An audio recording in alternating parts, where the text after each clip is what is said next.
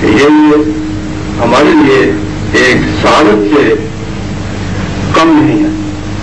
تو آپ کی آمد اور سامعین کا آنا یہ اللہ تبارک تعالیٰ کا ہم پر خاص فضل و کرم ہے. اور اسی آپ کی آمد کے متعلق تو جناب شمیم بھائی صاحب آپ کو عرض کر چکے ہیں. تو مختصر روپ میں آپ کا تعارف کرتا ہوں کہ آپ کا نام مبارک مفتی محمد مختار احمد نعیم صاحب مدذل الفاری، یہ آپ کا نام مبارک ہے. آپ کے والد گرامی مفتی احمد زیاد خان صاحب نئی بدیوانی رحمۃ اللہ علیہ. آپ کا تعلیمی تعارف جو ہے وہ کسی تعلق کا مطالعہ نہیں ہے، بلکہ میں سوچا ہوں کہ آپ شیخ الحدیث بھی ہیں اور شیخ الفتاح ہیں. دفتر نظامی کا کورس پنجاب یونیورسٹی کے کورس کے لیے یہ آپ مرتب فرما رہے ہیں. آپ مرکزی عالمی مدرسے مسئلہ نبوت کے سابق جنرل سیکرٹری رہ چکے ہیں. اور آپ کو یہ افتخار حاصل ہے کہ قادیانیوں کو غیر مسلم قرار دینے کے لیے جو پہلا پاکستان کا آرڈیننس پاس ہوا، کیونکہ آپ اس وقت عالمی مدرسہ ختم نبوت کے جنرل سیکرٹری تھے اور قادیانیوں کو غیر مسلم قرار دینے کے لیے سب سے پہلے جو دستخط ہوئے ہیں اس وقت وہ آپ کو حاصل ہے. کیونکہ آپ جنرل سیکرٹری تھے تو آپ کے پہلے جب دستخط اس آرڈیننس پہ ہوئے تو اس وقت اس کے بعد یعنی صدر پاکستان جو اس وقت کے صدر پاکستان تھے ان کے بھی دستخط ہوئے تو اس وقت قادیانی کو غیر مسلم قرار دیا گیا. تو یہ سعادت بھی آپ کو حاصل ہے. آپ اس وقت ورلڈ اہل سنت جماعت کے مرکزی صدر بھی ہیں اور پاکستان میں مرکزی مجلس عاملہ کے اعلیٰ رکن ہیں. اس وقت آپ جامعہ غوثیہ نعیمیہ گجرات کے محتمم اور بانی ہیں اور آپ کے دارالعلوم میں ہر وقت 400 طالبات کی تعلیمات کا انتظام ہے. اور یہ ہماری خوش قسمتی ہے کہ آپ نے خواتین کے اندر دین اسلام کی محبت اور اطاعت رسول اللہ صلی اللہ علیہ وسلم کے مطابق زندگی گزارنے کا شعور پیدا کرنے کے لیے جو انعام آپ پر بصدقہ آپ کے والد گرامی القدر مفتی احمد زیاد خان صاحب رحمۃ اللہ علیہ اور سرکار دو عالم حضور نبی کریم صلی اللہ علیہ وسلم کے تفعیل یہ اللہ رب العزت نے فرمایا ہے، جو کہ آپ کی آخرت کے لیے بے شمار سامان ہے. اور اس کے علاوہ بھی جامعہ غوثیہ نعیمیہ گجرات کے علاوہ آپ نے ملک کے دوسرے حصوں میں بھی طالبات کے لیے مدارس قائم کیے ہیں، مثلاً لاہور، کراچی، راول پنڈی، مری اور پاکستان کے دوسرے حصوں میں بھی آپ کی یہ کوشش ہے کہ ہر جگہ پر یہ طالبات کی تعلیمات کے لیے مدارس قائم کیے جائیں. تو میں دعا کرتا ہوں کہ اللہ تبارک تعالیٰ آپ کو ان خدمات دین کا اجر عظیم عطا فرمائے. اور اب آپ سے میں یہ درخواست کرتا ہوں شمیم بخاری صاحب سے کہ وہ اپنی بقیہ کر رہی ہے وہ شروع کر. جناب شروع محترم قاری احمد صاحب اپنا محترم مفتی صاحب کا تعارف آپ تک پہنچا رہے تھے. میں آپ حضرات سے گزارش کرتا ہوں کہ نعرے کی روح میں آپ حضرت مفتی صاحب کا استقبال کیجیے تاکہ آپ کی تقریر کا آغاز ہو. نعرے تکبیر، نعرے رسالت، فخر اہل سنت قبلہ مفتی محمد مختار.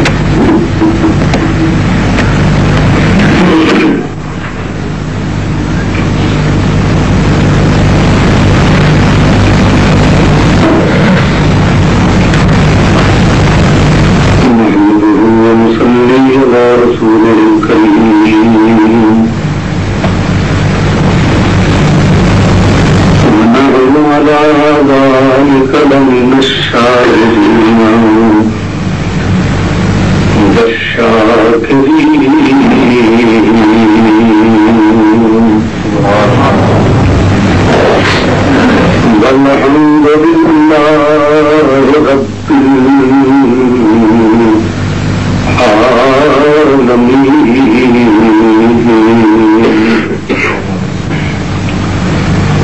قال الله تبارك وتعالى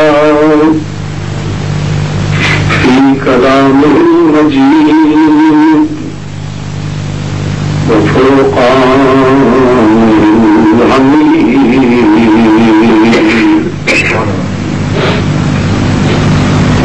والنجم إذا هوى ما ضل صاحبكم وما غوى وما ينطق عن الهوى إن هو إلا وحي يوحى علمه شديد القوى ذو مرة فاستوى وهو بالأفق الأعلى إن الله وملائكته يصلون على النبي يا أيها الذين آمنوا صلوا عليه وسلموا تسليما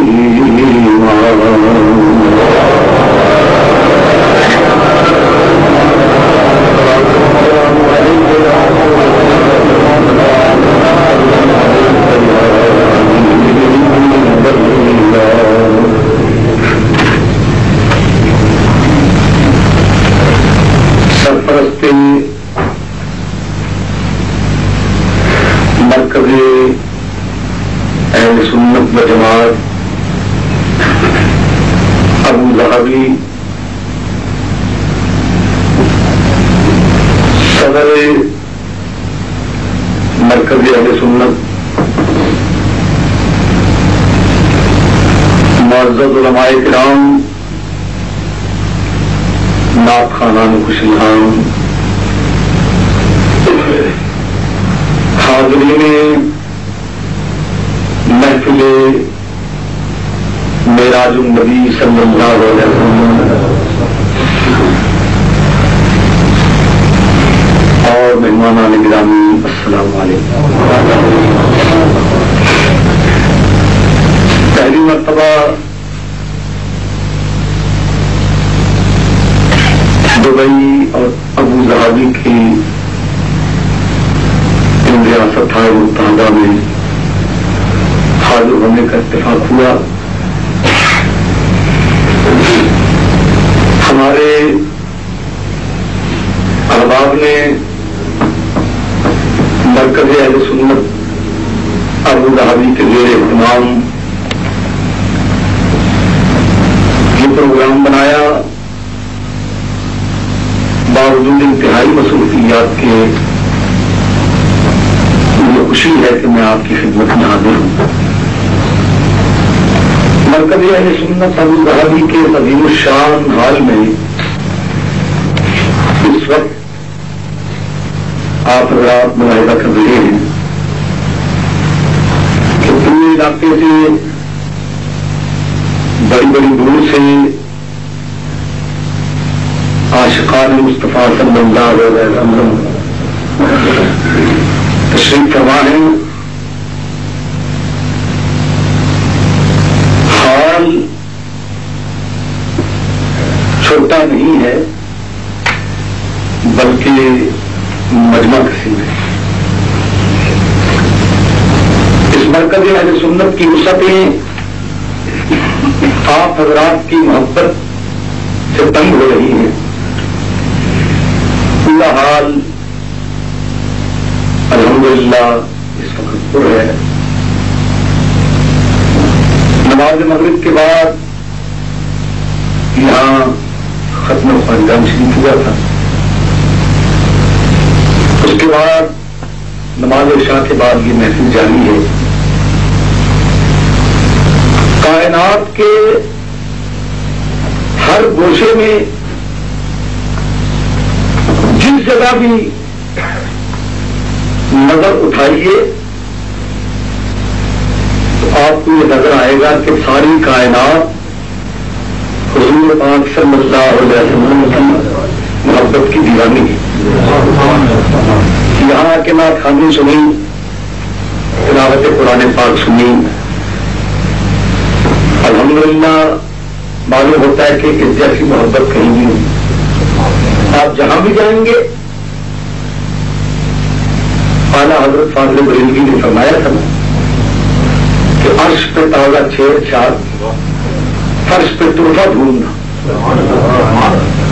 عرش پہ تازہ چھیڑ چھاڑ, فرش پہ تحفہ دھوم دھام, کام جدھر لگائی یہ تیری ہی داستان.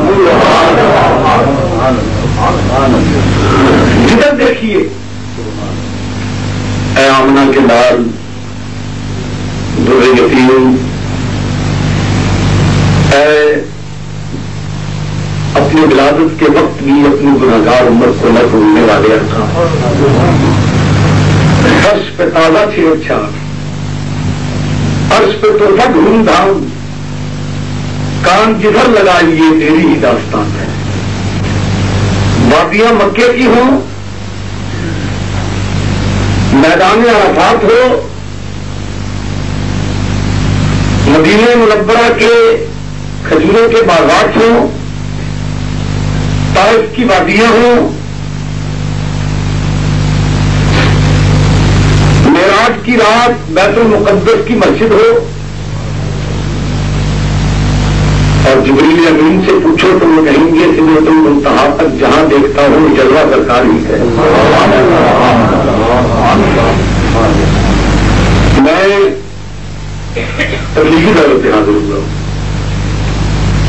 میرا تعارف کراتے ہوئے آپ کے فاضل اسٹیٹ سیکرٹری بخاری صاحب نے اور حافظ صاحب نے یہ فرمایا ہے, الحمدللہ ہمیں خوشی ہے کہ ختم نبوت کے عالمی موضوع پہ بفضل ہی تعالیٰ اہل سنت و جماعت کا کردار پوری دنیا کے لیے روشن نشان ہے. ختم نبوت ہمارا ایمان ہے, اور معراج شریف کا واقعہ, اس واقعے کا تعلق ختم نبوت سے انتہائی گہرا ہے. آج کی محفل میں واقعہ معراج کے کچھ ایمانی اور علمی پہلو پیش کروں گا قرآن پاک کی روشنی میں. جو کچھ کہوں گا قرآن پاک کی روشنی میں کہوں گا.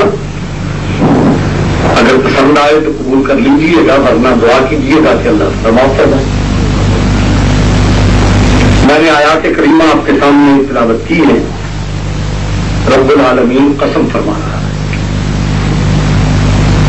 قسم سے مراد ہوتا ہے بات کی پختگی کرنا. جو واقعہ آگے بیان ہونے والا ہے وہ واقعہ ایسا تھا جو ہر ایک کی سمجھ میں آنے والا نہیں تھا. اس لیے رب نے اس کلام پاک کی نظم کو, آیات کو قسم سے شروع فرمایا. اور قسم کیا کی سنیے قرآن پاک, وَالنَّجْمِ إِذَا هَوَىٰ, قسم ستارے کی جب کہ وہ اترا. جب کہ وہ اترا. اب سوال یہ پیدا ہوتا ہے کہ اترنے کی قسم کھانے کی بجائے چڑھنے کی قسم کیوں نہیں فرمائی؟ چاہیے تو یہ تھا اس ستارے کی قسم جب وہ بلند ہوا. اوپر جانے کی قسم نہیں فرمائی, نیچے آنے کی قسم فرمائی. اس کی وجہ یہ ہے کہ ہم تو بلندی اس بات میں سمجھتے ہیں کہ سرکار کیسے گئے. رب العالمین فرما رہا ہے تعجب اس بات پہ نہ کرنا کہ وہ اوپر کیسے گئے, وہ تو چیز ہی اوپر کی تھی. تعجب تو اس بات پہ ہے کہ میرے پاس سے ہو کے آ کیسے گئے. کیوں؟ اس لیے کہ آج تک جو میرے پاس آیا ہے وہ کبھی واپس, جو میرے پاس آیا ہے وہ کبھی واپس نہیں گیا. لیکن یہ صرف در یتیم کی شان ہے کہ میری بارگاہ میں جا کے بھی اسے اپنی امت یاد تھی. اے اللہ مجھے وہاں جانے دے جہاں میرا بلال بچ رہا، اے میرے پروردگار وہاں جانے دے جہاں سلمان فارسی ہے، وہاں جانے دے جہاں غربا ہیں، وہاں جانے دے ان لوگوں کے پاس مجھے جانے دے جو میرے نام کی خاطر مارے کھا رہے ہیں۔ میں اپنے یار صدیق کے پاس جانا چاہتا ہوں، میں اپنے صحابہ کے پاس جانا چاہتا ہوں، اس لیے کہ تیرے لیے تو میری دوری کوئی نہیں ہے۔ تو کہاں رہتا ہے؟ پتہ ہے رب کہاں رہتا ہے؟ رب العالمین فرماتا ہے فی انفسکم افلا تبصرون،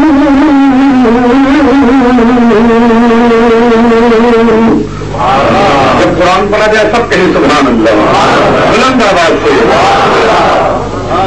فی انفسکم افلا تبصرون،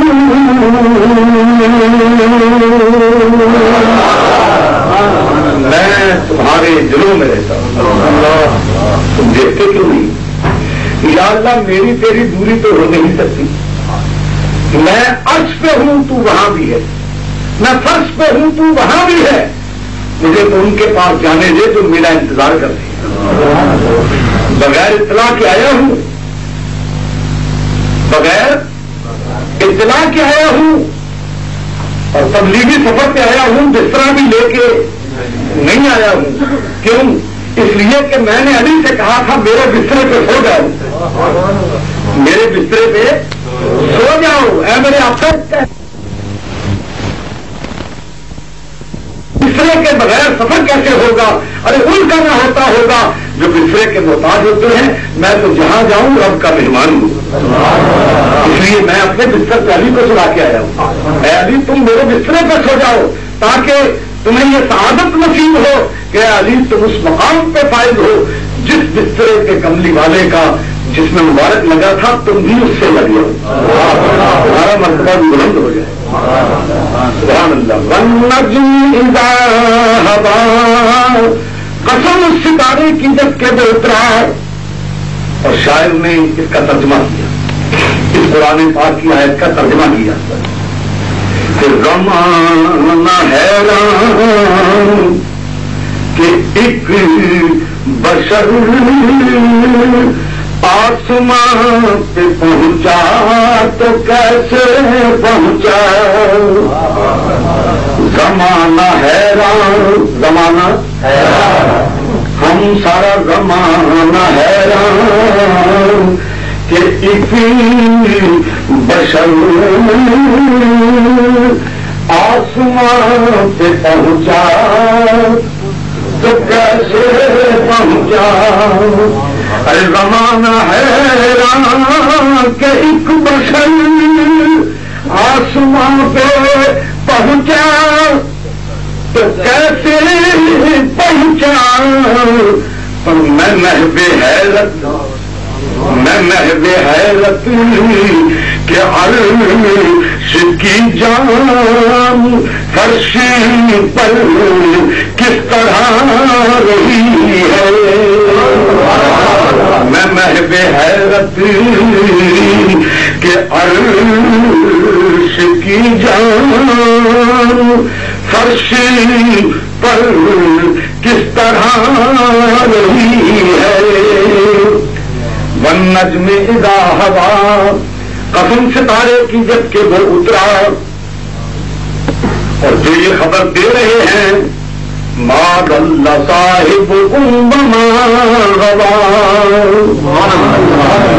تمہارے سردار نہ بھٹکے ہیں اور نہ سرکش ہیں،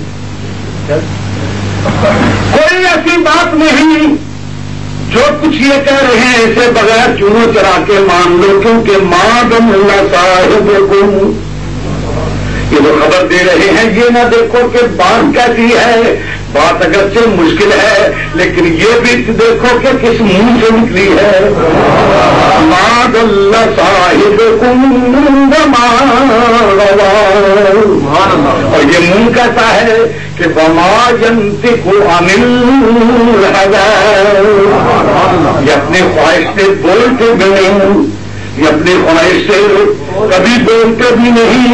وما ينطق عن الهوى، جب کبھی ان کا منہ کھلتا ہے تو ان سے جو بات نکلتی ہے وہ بات کس کی ہوتی ہے؟ وما ينطق عن الهوى ان هو الا وحی یوحی.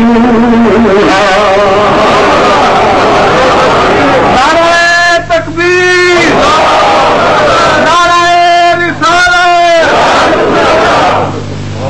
وما ينطق عن الهوى، اپنے خواہش نفسانی سے بولتے ہی نہیں. جب بولتے ہیں تو جب ان کے منہ سے آواز نکلتی ہے تو نتیجہ کیا نکلتا ہے؟ ان ہوگا، یہ ان نافیہ ہے. ان ہوگا الا وحی یوحی.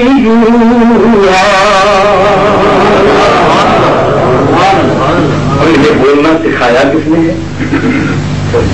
یہ باتیں بتائی کس نے ہے؟ اگر ان کی باتوں پہ اعتراض کرتے ہو تو ان پہ اعتراض تو نہیں ہوگا، کیونکہ اب جو کچھ یہ کہتے ہیں ان کو بولنا کا تربیت دینی، ان کو بولنا سکھانا، ان کے اندر طاقت گویائی پیدا کرنا، ان کی زبان کو ہلا کے اس سے معراج کے واقعے کا اخراج اور لوگوں تک اس کو پیش کرنا. یہ آیات، یہ بیان کس نے سکھایا؟ علمہ شدید القویٰ، اس نے سکھایا ہے جو بڑی قوتوں والا ہے، جو بڑی قوتوں والا ہے، جس کا کہنا یہ ہے، جس کی بات یہ ہے کہ انما امرہ اذا اراد شیئا ان یقول له کن فیکون.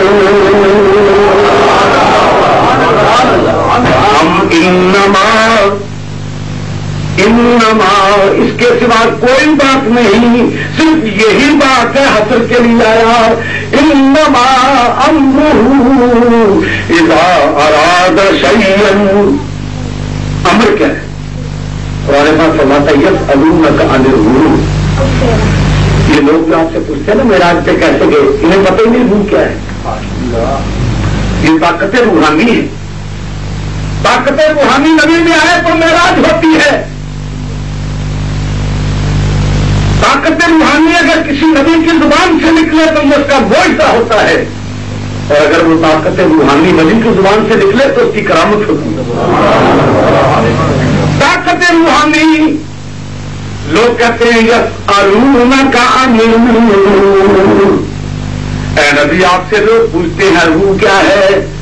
جب آپ سے کوئی پوچھے کہ روح کیا ہے، یہ روحانی طاقتیں کیا ہیں، یہ معراج کیسے ہوئی، یہ جبریل کیسے آتے ہیں، یہ اللہ کا کلام آپ کیسے سن لیتے ہیں، یہ تمام آپ اپنی نظروں سے دیوار کے پیچھے کیسے دیکھ لیتے ہیں.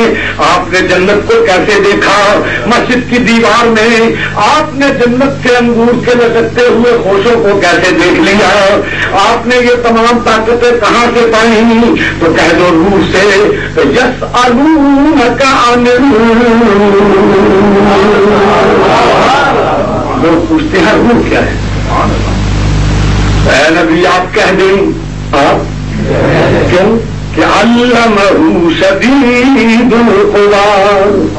آپ خود تو بولتے ہی نہیں ہیں، سکھاتا میں ہی ہوں. اس لیے جو آپ سے پوچھے کہ روح کیا ہے تو اے نبی میرے حکم سے، میرے بتانے سے قل الروح، آپ کہہ دیں قل الروح من امر ربی،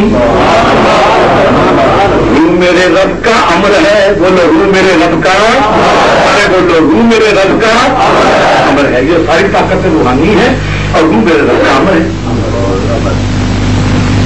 اب سوال یہ پیدا ہوا کہ ہم نے پوچھا تھا کہ روح کیا ہے، تو آپ کے رب نے آپ کو سکھایا کہ آپ کہہ دیں کہ روح میرے رب کا امر ہے.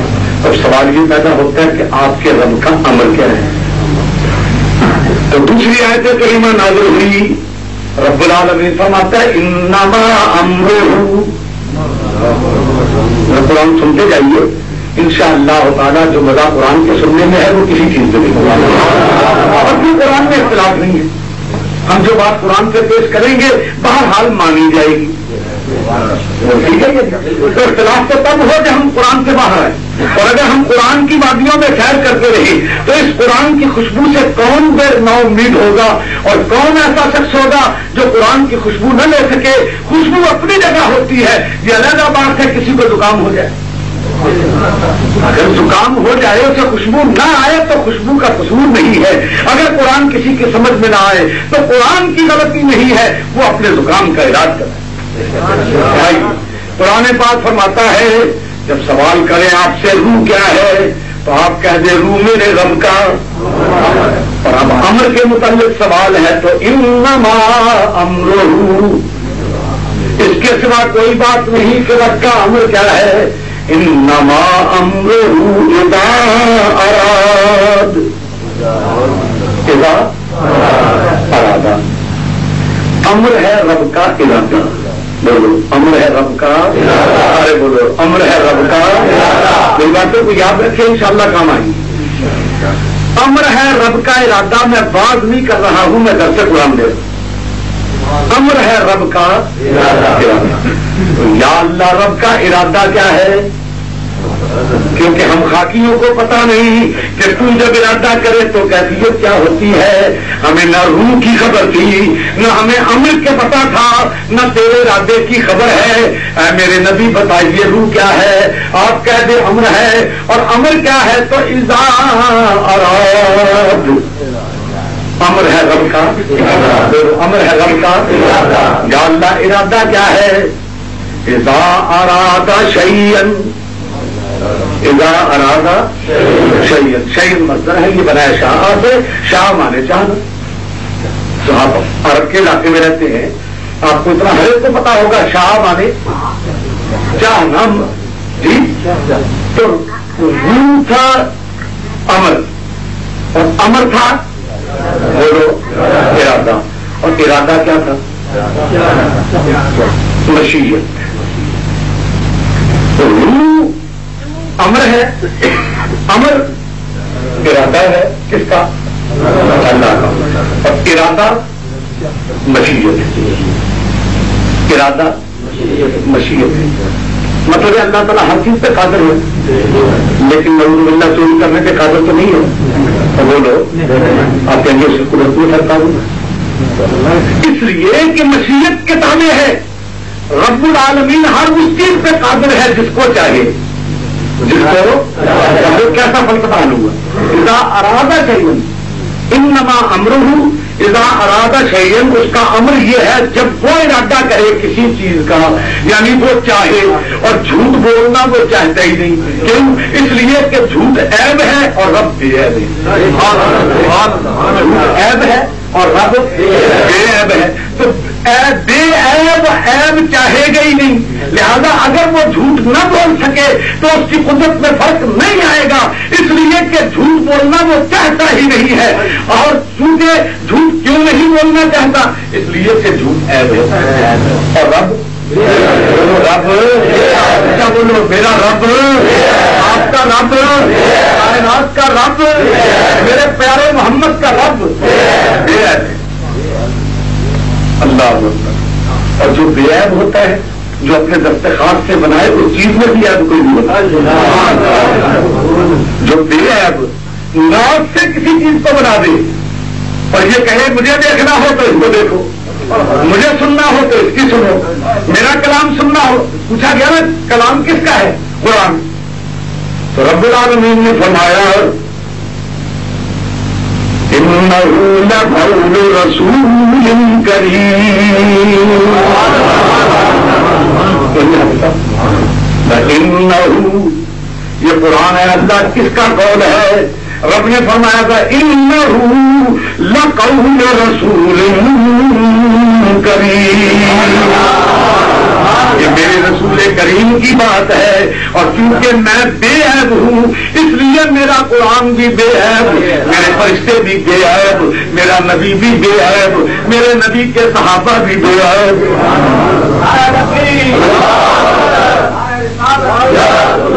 کیونکہ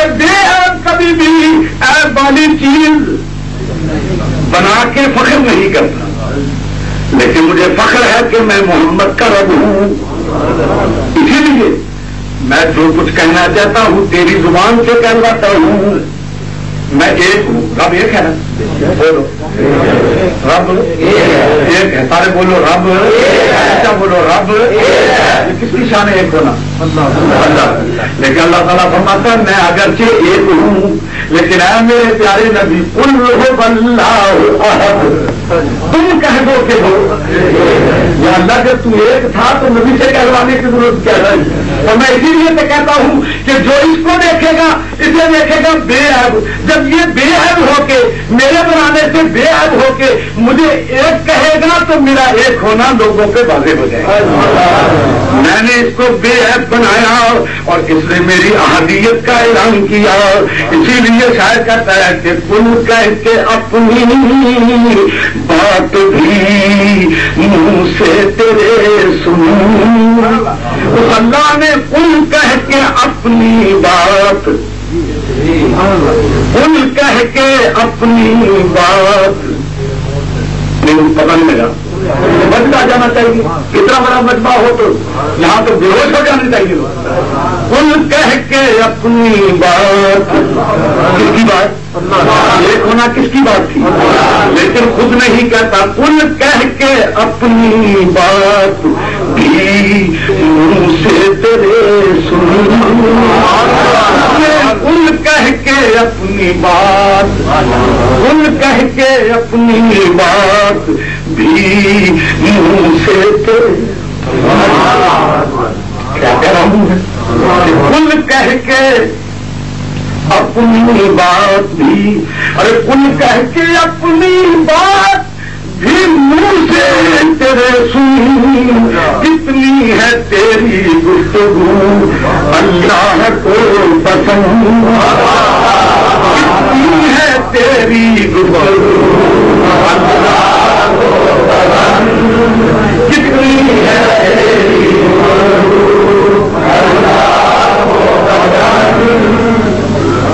ان کو کوئی پسند تو ان کی کوئی پسند، ہم کو تو ہے اے پیارے نبی بس تو ہی تو.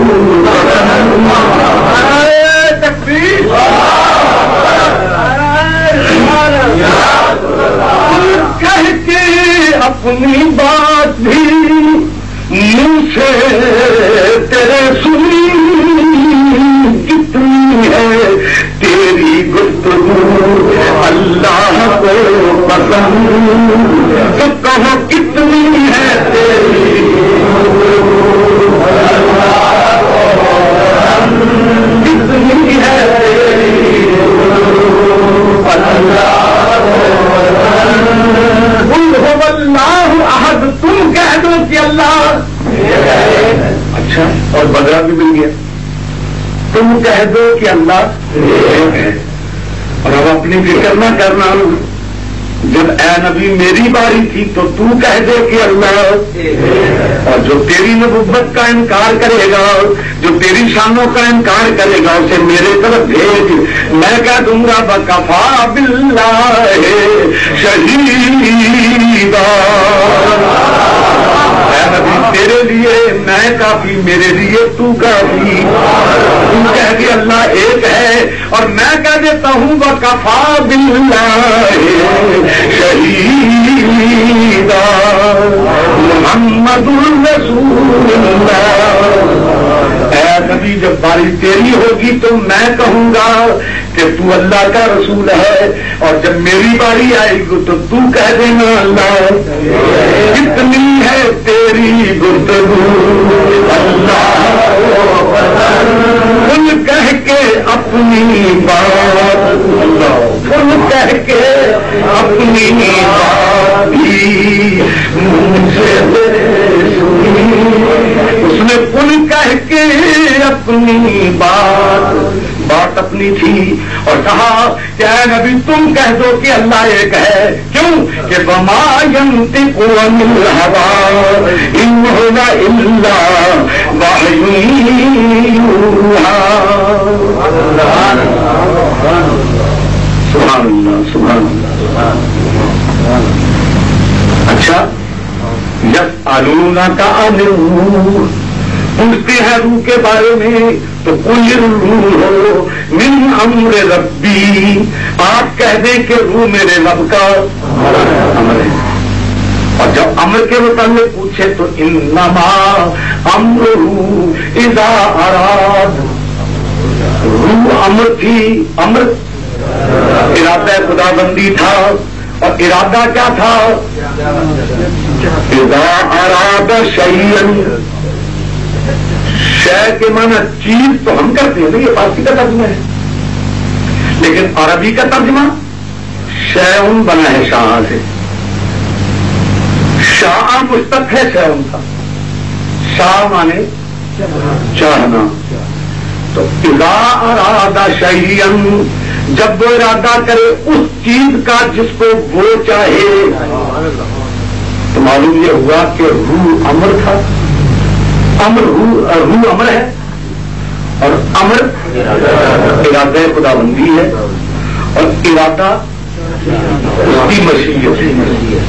جب وہ چاہے تو اے اللہ ہم پوچھتے ہیں کہ جب روح امر ہے، امر ارادہ ہے، اور ارادہ تیری مشیت کے تابع ہے، تو جو چاہے وہ ہوگا.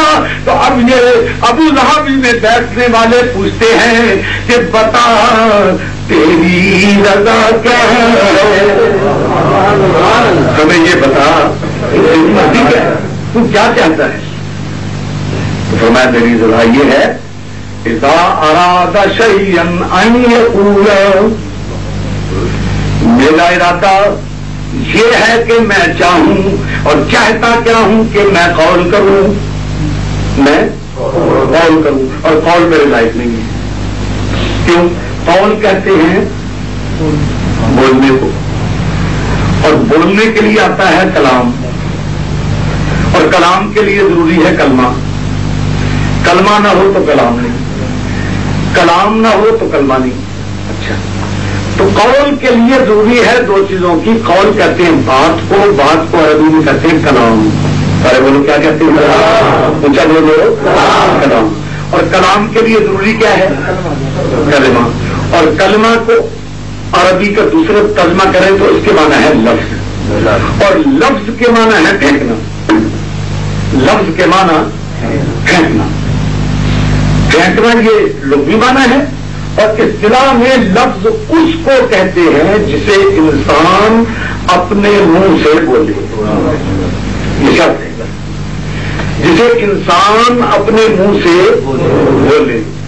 تو اس کا مطلب یہ ہوا کہ قول کے لیے ضروری ہے کلام، اور کلام کے لیے ضروری ہے کلمہ. اور کلمہ کہتے ہیں لفظ کو. لفظ ہوتا ہے جسے انسان منہ سے بولے، اور جب بولے تو منہ ضروری ہے. بولو، لفظ کے لیے ضروری کیا ہے؟ منہ. اور منہ کے لیے ضروری ہے سر. سر کے لیے ضروری ہے حلق. حلق کے لیے ضروری ہے مخرج. مخرج کے لیے ضروری ہے جسم. جسم کے لیے ضروری ہے انسان ہونا. ٹھیک ہے، انسان نہ ہو تو بول نہیں سکتا. اگر وہ بولے گا تو اسے لفظ نہیں کہیں گے. جانور بھی تو بولتے ہیں، لیکن انہیں کوئی نہیں کہتا کہ بڑی اچھی تقریر ہو رہی ہے. وہ اس کے لیے جانور کی بولی کہ بلی میاؤں کر رہی ہے، گھوڑا انجنا رہا ہے، شیر پھاڑ رہا ہے، چھاتی چنگھا رہا ہے، اپنے اپنے نام ہے. لیکن لفظ جب نکلے گا اس کے لیے منہ انسان کا ہوگا. لفظ جب نکلے گا اس کے لیے منہ انسان کا ہوگا. اس کے لیے انسان ہونا ضروری ہے ایک، اور انسان کے لیے جسم ضروری ہے دو، اور جسم کے لیے منہ ضروری ہے تین. اور یہ ضروری ہے کہ منہ سے نکلے، منہ سے نکلے. لیکن منہ سے تو دھوپ بھی نکلتا ہے، منہ سے دانت بھی نکلتے ہیں، منہ سے زبان بھی نکلتی ہے. کیا نکلے؟ منہ سے بولے، بولے بولی نکلے منہ سے. بولو کیا نکلے؟ بولی. اور بولی کہتے ہیں کلمے سے، اور کلمہ کہتے ہیں کلام کو، اور کلام کہتے ہیں قول کو. تو اللہ کا ارادہ یہ تھا کہ سنو کہ لوگ کہتے ہیں روح کیا ہے؟ روح ہے امر، امر ہے ارادہ، ارادہ ہے مشیت، مشیت ہے قول. اور قول کلام کلام کے لیے کلمہ ضروری، کلمے کے لیے جسم انسانی ضروری، جسم انسانی کے لیے منہ ضروری، منہ کے لیے بولنا ضروری، لاتا ضروری. تو اس کا مطلب ہے جب تک انسان نہ ہو کلام نہیں ہوگا، جب تک منہ نہ ہو کلام نہیں ہوگا، جب تک کہ زبان نہ ہو کلام نہیں ہوگا، جب تک دانت نہ ہو، اس کے مخارج نہ ہو، حلق نہ ہو، اوپر کے نفس سے نور، یہ جتنے الفاظ ہیں یہ لوگ کے زبان سے نکلنے والے سنی الفاظ جو ہیں دانت کے ذریعے نکلنے والے یہ سارے مخارج ہیں. جب تک یہ مخرج نہ ہو اس کے منہ سے نکلا ہوا کوئی لفظ نہ بنے گا. جب لفظ نہ بنے گا تو کلمہ نہ بنے گا، جب کلمہ نہ بنے گا کلام نہیں بنے گا، اور جب کلام نہیں بنے گا تو قول نہیں بنے گا. اور اللہ کا ارادہ کیا ہے؟ اللہ کا ارادہ یہ ہے کہ وہ قول کرے. وہ یا اللہ تو قول کرتے ہی نہیں تو ارادہ کیسے ہو گیا؟ اللہ فرماتا ہے ٹھیک ہے میں تو قول نہیں کرتا لیکن اگر کسی نے میری بات سننی ہو تو میں منہ سے بھی پاک، دانتوں سے بھی پاک، گلے سے بھی پاک، جتنی چیزوں سے کلام بنتا ہے میں اس سے پاک ہوں. ہاں اگر تم نے میری بات سننی ہو تو میں نے اپنی بات سنانے کے لیے منہ کملی والے کا بنایا ہے.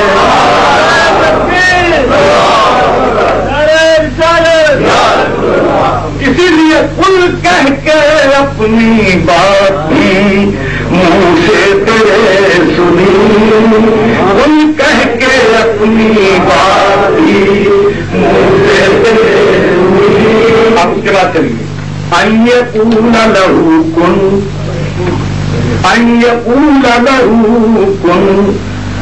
روح امر کے تابع، امر ارادے کے تابع، ارادہ مشیت کے تابع، مشیت قول کے تابع.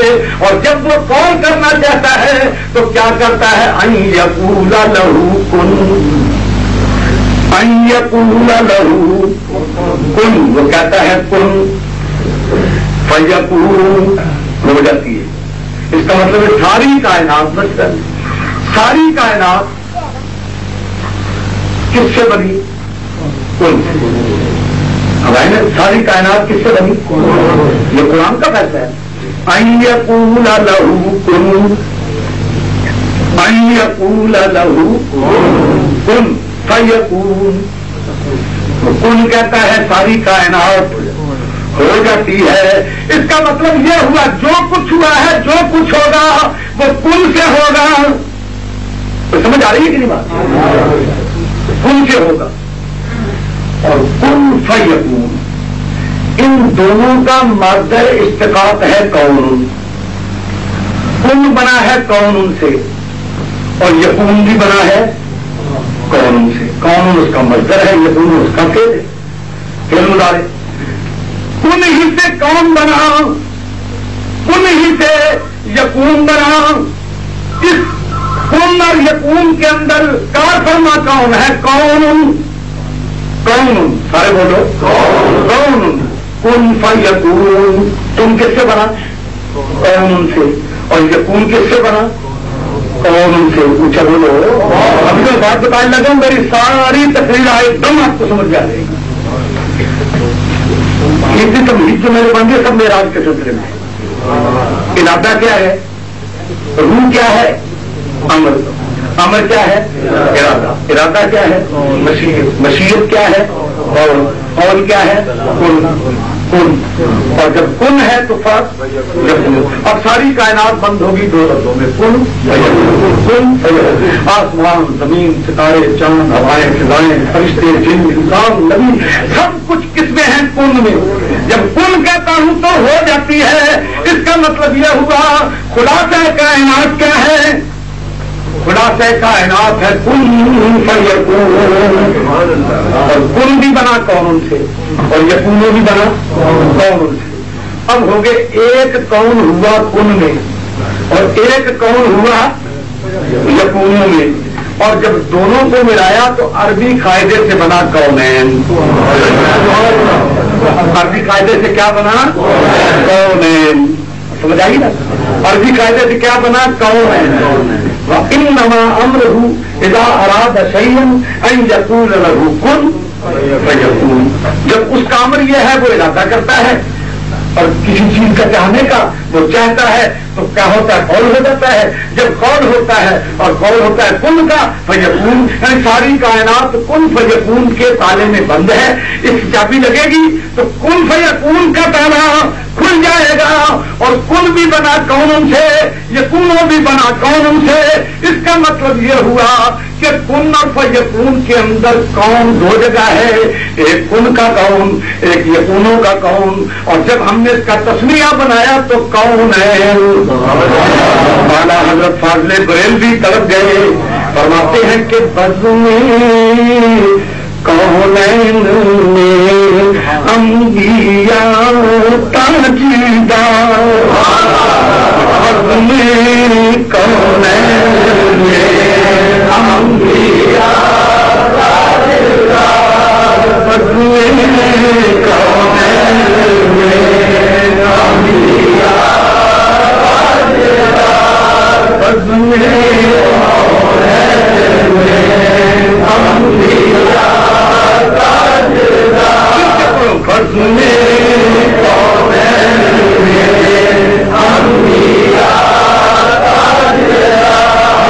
کون بنے تھے؟ کن فیکون. اس میں ساری کائنات ہے، اس سے باہر کوئی نہیں. اور ان دونوں کونوں کو بنایا تو کونین بنا. اور کونین کے اندر کیا تھا؟ مشیت. قول میں کیا تھی؟ مشیت. مشیت میں کیا تھا؟ ارادہ. ارادے میں کیا تھا؟ امر.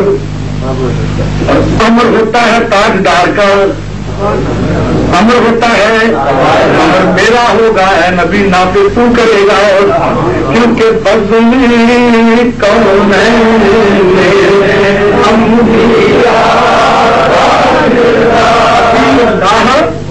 باقی رسولہ اور اولي الامر. اللہ کی اطاعت کرو، اس کے رسول کی اطاعت کرو اور امر والے کی اطاعت کرو. تو یہ امر والا ہوا حاکم تاجدار. اور اے اللہ تیری کونین میں بزمیں کونین میں انبیاء تاجدار، بزمیں کونین میں انبیاء تاجدار، بزمیں کونین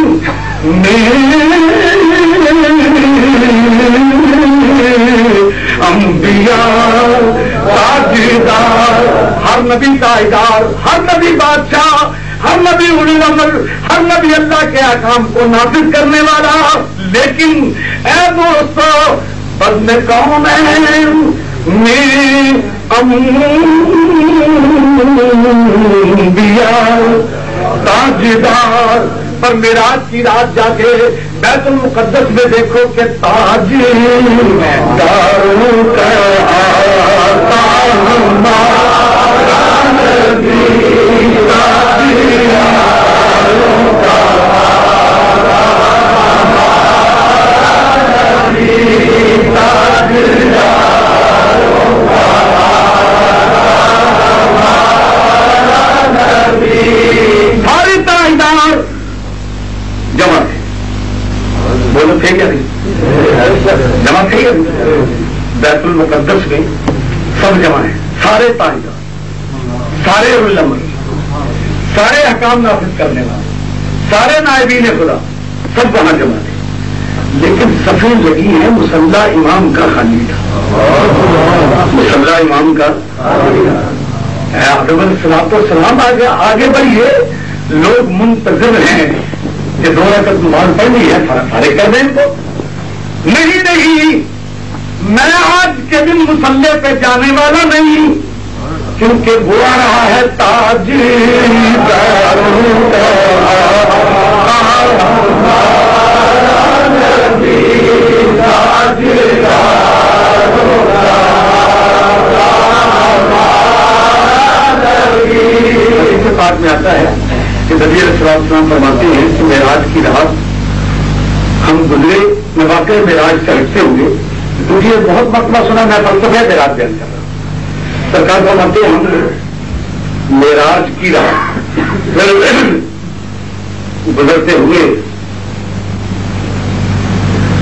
جبریل امین سے ہم نے کہا اس راستے لے چلو جہاں موسیٰ علیہ السلام کی قبر آتی ہے. کیونکہ مرر تو تمزمہ، مرر تو میں قصدن گزرا، میں قصدن گزرا، فعل معروف ہے. مرر تو بقبر موسیٰ، میں موسیٰ علیہ السلام کی قبر سے قصدن گزرا. کیونکہ اگر قصدن نہ گزرتے اور اتفاقاً آ جاتا اور جبریل کے ہاتھ میں لگام ہوتی تو فرمایا جاتا مرر تو، مجھے گزارا گیا، مجھے گزارا گیا. لیکن آپ فرماتے ہیں گزارا نہیں گیا، مرر تو میں خود گزرا. اس کا مطلب راستے فضائی تھے، بے شمار تھے، ادھر سے کروڑوں راستے تھے، 2 گز پرے سے، 10 گز پرے سے، فلانے راستے سے، فلانے راستے سے. لیکن جب جبریل امین نے پوچھا ہوگا سرکار آپ اس سفر پہ جا رہے ہیں تو کون سے راستے سے گزرے، تو میں نے کہا بایا قبر موسیٰ، بایا قبر موسیٰ چلو تاکہ پتہ لگ جائے کہ موسیٰ علیہ السلام اللہ کے نبی ہیں، ان کی قبر پہ جانا برا نہیں ہے بلکہ پیارے نبی کی سنت ہے.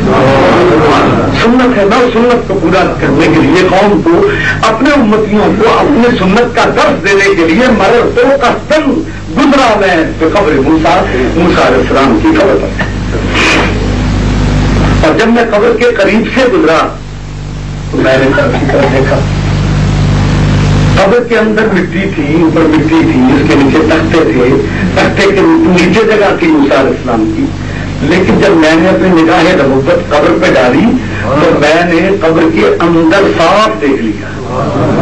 قبر کی مٹی میری نظر کو روک نہ سکی. میں قبر کے باہر تھا، موسیٰ علیہ السلام قبر کے اندر تھے اور میں نے باہر سے گزرتے ہوئے میں نے دیکھا قبر کے اندر فرعیتہ، میں نے ان کو دیکھا ہوگا قائم، وہ کھڑے ہیں اور کیا کر رہے اپنی قبر میں کھڑے ہیں اور یصلی فی قبر ہی، وہ اپنی قبر میں نماز پڑھ رہے ہیں، اپنی قبر میں.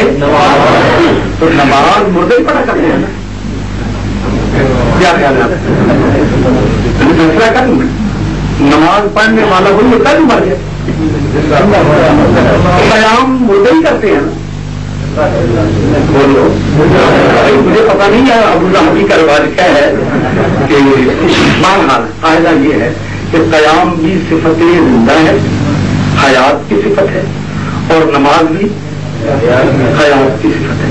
حالانکہ ایک بات یاد رکھیے کہ مرنے کے بعد نماز فرض نہیں رہتی، نماز فرض بس انتقال ہوا اور سارے فرائض،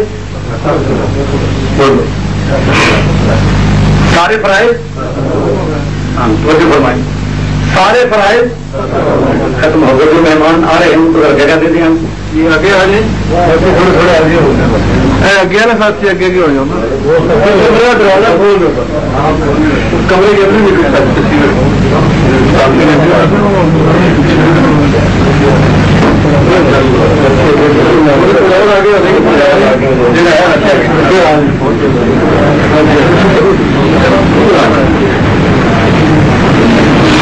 جی بس میں ختم کرنے لگوں، آپ کر رہے ہیں.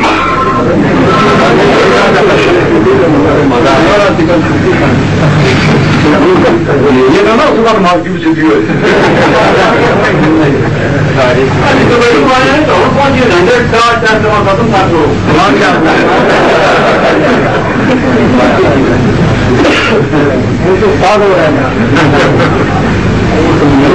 میں یہ کہہ رہا تھا کہ میں نے دیکھا کہ وہ کھڑے ہوئے ہیں اور نماز پڑھ رہے ہیں.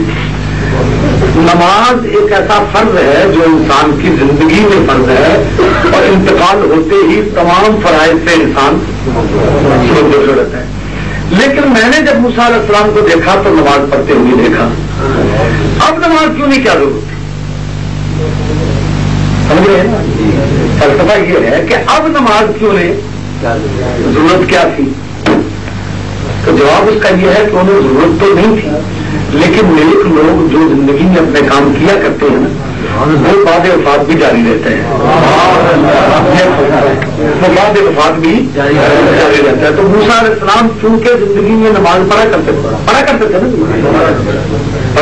نا، تو وہ چونکہ آپ کی عادت تھی، لہذا آپ کا شروع کیا ہوا کام قبر میں جا کے بھی بند جاری رہے۔ تو اگر موسیٰ علیہ السلام کا وہ کام جو زندگی میں کیا کرتے تھے قبر میں جانے کے بعد بند نہیں ہوا، تو اس سے ثابت یہ ہوا کہ بزرگوں کے اچھے کام جو وہ عائد کریں وہ بعد وفات بھی جاری رہتے ہیں۔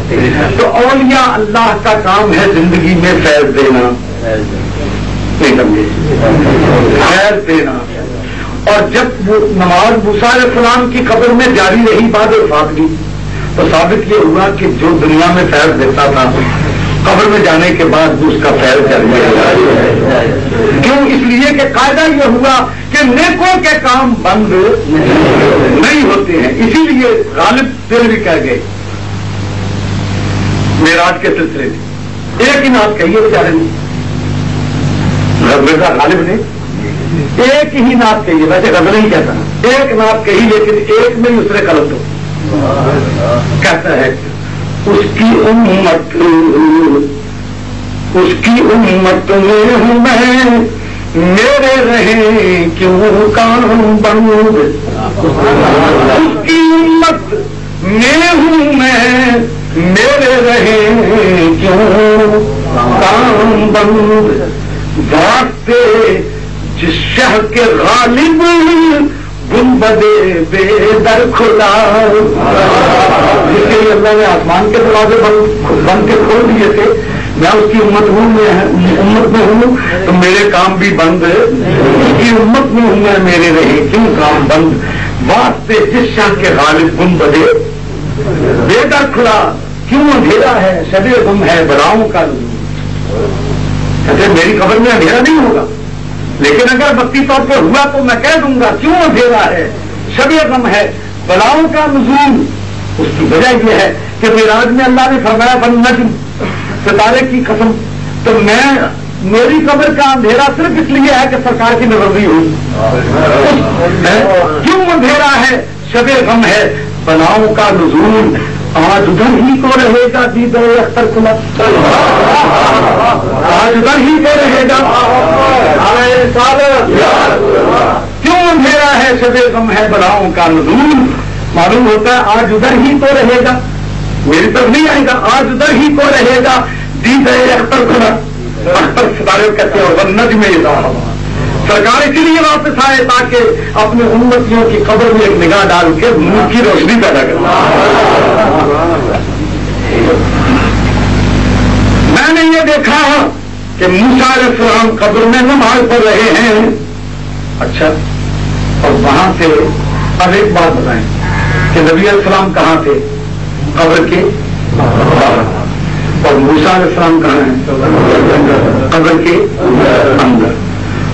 تو میں نے موسیٰ علیہ السلام کو قبر کے باہر کھڑے ہو کے اندر دیکھا، تو موسیٰ علیہ السلام نے بھی تو دیکھا ہوگا کہ نہیں، جب قیام کر رہے ہیں، سجدہ کر رہے ہیں، نماز پڑھ رہے ہیں، تو اس کا مطلب ہے زندہ تو ہیں۔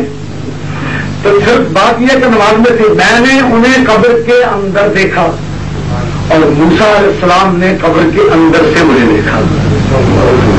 دیکھا، کیونکہ فرق کوئی نہیں، زندہ میں بھی تھا، حیات النبی میں بھی تھا، حیات النبی وہ بھی ہے، زندہ میں بھی تھا، زندہ وہ بھی تھے۔ میں نے قبر کے باہر رہ کے اندر دیکھا، اندر رہ کے انہوں نے مجھے باہر دیکھا ہوگا، کیونکہ فرق اس کے علاوہ کوئی نہیں کہ میں باہر تھا اور وہ اندر تھے، تو جو باہر سے دکھائی دے سکتا ہے، اگر باہر سے اندر نظر جا سکتی ہے نبی کی، تو اندر سے باہر بھی آ سکتی ہے۔ کیوں؟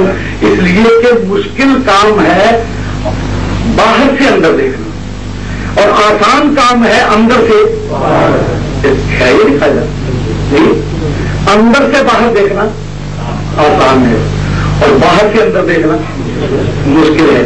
تو میں مشکل کام کر رہا ہوں، تم آسان کا انکار کرتے ہو، مشکل کام تو میں کر رہا ہوں کہ میں دیکھ رہا ہوں باہر سے اندر، اور موسیٰ علیہ السلام اندر سے اگر باہر دیکھ لیں. اور شیخ عبدالحق محدث دہلوی رحمۃ اللہ تعالی علیہ نے تو قوالی کر دیا. فرماتے ہیں اس حدیث پاک کے دو ترجمے ہیں. ایک یہ کہ میں نے موسیٰ علیہ السلام کو دیکھا کہ وہ نماز پڑھ رہے ہیں, اور کہتے ہیں اس کا ترجمہ یہ بھی ہو سکتا ہے کہ جب میں نے موسیٰ علیہ السلام کو باہر سے اندر دیکھا تو وہ آرام کر رہے تھے, لیکن جب میں نے انہیں دیکھا تو انہوں نے اپنی قبر میں لیتے لیتے مجھے دیکھا تو ہوگا قائم, تو میرے استقبال میں ایک دم کھڑے ہو گئے اور یوسلی پڑھنے لگے الصلاۃ والسلام علیہ.